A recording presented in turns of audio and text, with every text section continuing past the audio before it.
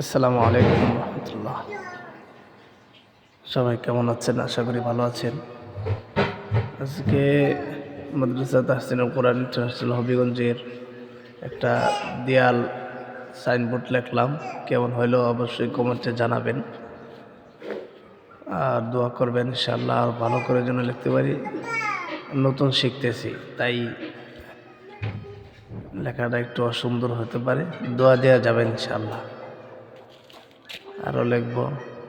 মাদ্রাসা তাহসিনুল কোরআন এ পর্যন্ত আলহামদুলিল্লাহ সুনামের সাথে চলছে।